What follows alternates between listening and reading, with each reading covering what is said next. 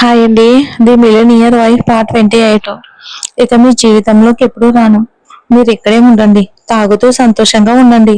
మీకు నా గురించి ఏమాత్రం పట్టింపు లేదు కదా అని కన్నీళ్లతో చెప్పుకుంటూ నీలాక్షి అక్కడి నుండి వెళ్ళిపోవడానికి తిరిగింది. లేదు, నాకు ఇంకేం వద్దు. మీరు ఎలా ఉన్నారో అలాగే ఉండండి. మీకు మీ చిన్న సమస్య పెద్దదైపోయింది. నేను మీకు అవసరం లేనట్టే కదా నేను వెళ్తున్నాను. మీ నీళ్ళ మిమ్మల్ని వదిలేసి వెళ్తుంది. ఇక మీ జీవితంలోకి ఎప్పుడూ రాను. మీరు ఇక్కడే ఉండండి, హ్యాపీగా ఉండండి. నా గురించి పట్టింపు లేదు కదా అని చెప్తూ అక్కడి నుండి మళ్ళీ వెళ్ళిపోవడానికని తిరిగింది. కానీ ఆమె ఒక్క అడుగు కూడా వేయలేకపోయింది. వెనక్కి తిరిగిన ఆమె సూరజ్ వైపుకి చూసింది. అతని కళ్ళు ఎర్రగా మారిపోయాయి, నరాలు ఉబ్బిపోయాయి. పళ్ళు బిగించి కోపాన్ని అదుపులో పెట్టుకున్నాడు. ఒక్క క్షణంలో అతను ఆమెను గట్టిగా లాగాడు. ఆ లాగుతోనే ఆమె అతని వైపుకి వచ్చి పడిపోయింది. ఇక ఆ క్షణంలో అతని కోపం, బాధ అన్ని ఒక్కసారిగా బయటకు వచ్చేశాయి. నీలక్షి షాక్ లో అతన్ని చూస్తూ అలానే ఉండిపోయింది. తర్వాత సూరజ్ గర్జిస్తూ, ఏమన్నావు? నన్ను నన్ను వదిలేసి వెళ్తావా? నేను వెళ్ళనిస్తానని అనుకున్నావా అని అన్నారు. మళ్ళీ ఇంకొకసారి ఎప్పుడైనా నన్ను వదిలేస్తాను అని చెప్పు చూడు. నేను నీ మీద కోపం కంట్రోల్ చేసుకోలేను నేలా అని అతను గొంతు వణికింది. ఒక క్షణం ఆమె అతన్ని చూసి భయపడిపోయింది. తర్వాత కోపం, బాధ కలిసిపోయి మాట్లాడింది.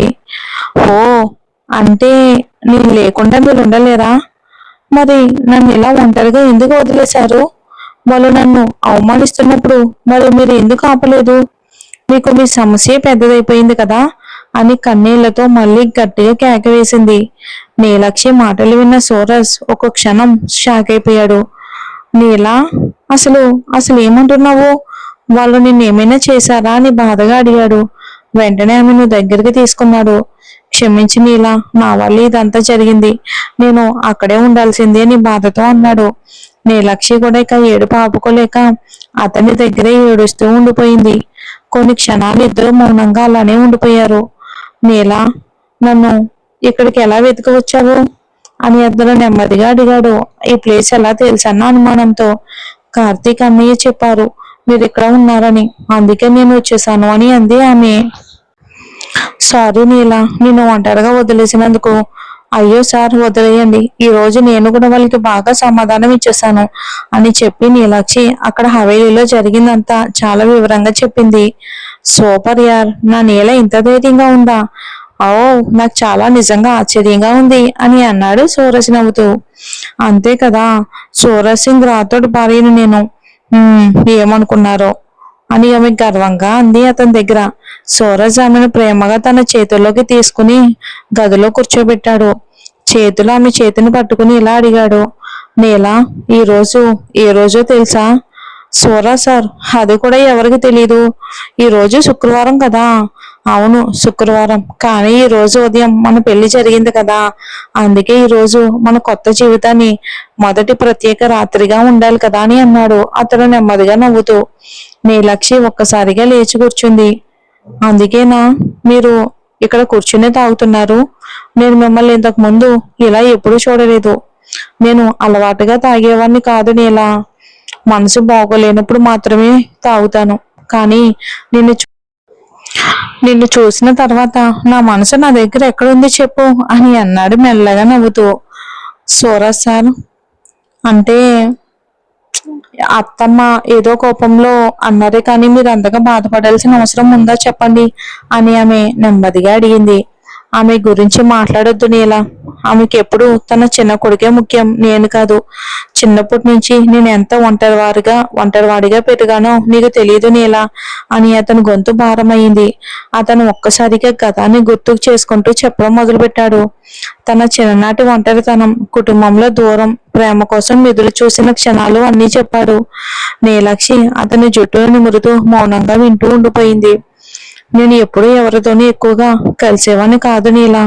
ఎవరో ఒకరు దగ్గరకు వస్తే వాళ్ళు కూడా నన్ను వదిలేస్తారేమో అన్న భయం ఎప్పుడూ ఉండేది అని అన్నాడు అతను మెల్లగా.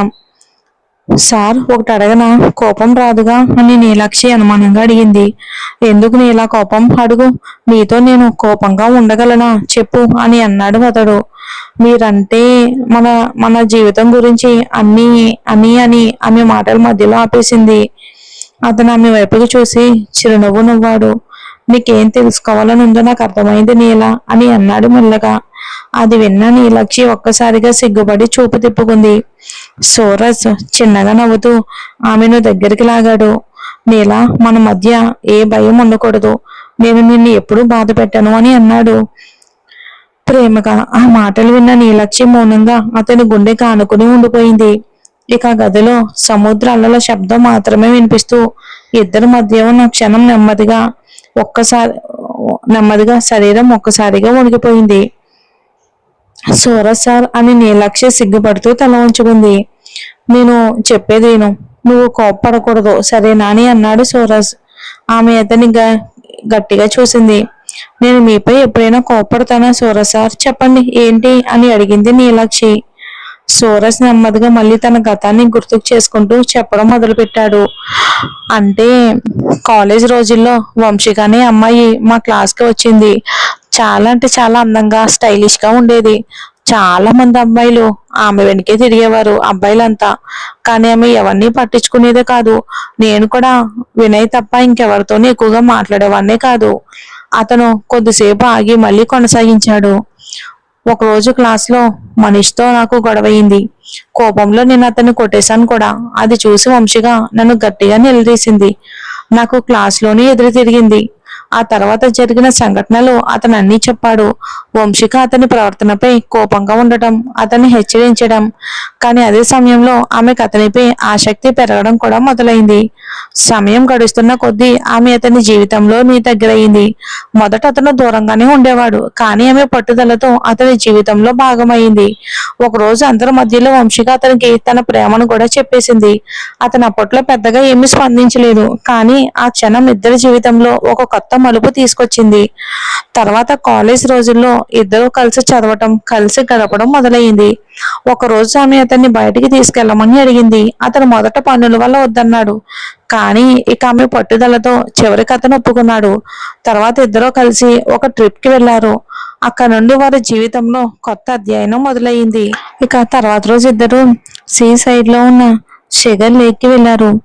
అక్కడ నీటిలో కొద్దిసేపు ఆడుకున్న తర్వాత ఒక రిసార్ట్ రూమ్ కి వెళ్లాల్సి వచ్చింది. సూరజ్ రూమ్ ఎందుకని అడిగాడు. అవసరం లేదు కదా అని. సూరజ్ నా డ్రెస్ మొత్తం తడిచిపోయింది కదా, నేను ఇలా బయటికి తిరగలేను అంటూ వంశీగా అతని వైపుకు చూసింది. ఆమె తడిచిన దుస్తుల్లో ఉంది. సూరజ్ కొద్దిగా అసౌకర్యంగా అనిపించిన ఆమె మాటకు ఒప్పుకుని ఆమెతో పాటు రూమ్ కి వెళ్ళాడు. రీసెర్చ్ సిబ్బంది వాళ్ళని వింతగా చూస్తూ ఉండడం అతనికి అసహజంగా అనిపించింది. సూరజ్ ఇవి నీకు డ్రై బట్టలు అని వంశీక అతనికి చెప్పింది. లేదు వంశీ, నాకు అవసరం లేదు, కొద్దిసేపట్లో ఇవి ఆరిపోతాయని అన్నాడు అతను. నేను ఇచ్చింది నువ్వు తీసుకోకపోతే ఎలా సూరజ్ అంటూ ఆమె అతని దగ్గరికి వచ్చింది. సూరజ్ కా దగ్గరతనం కొంచెం ఇబ్బందిగా అనిపించింది. వంశీ, ముందు నువ్వు నీ డ్రెస్ చేంజ్ చేసుకో, నీకు చలి పుడుతుంది అని అతను తిప్పుకుని పక్కకు వెళ్ళిపోయాడు. తన దుస్తులను సరి చేసుకుంటూ ఉండగా వంశిక అతని ప్రవర్తనను గమనిస్తూ నిశ్శబ్దంగా ఉంది. కొద్దిసేపటికన్నా మళ్ళీ అతని దగ్గరికి వచ్చింది.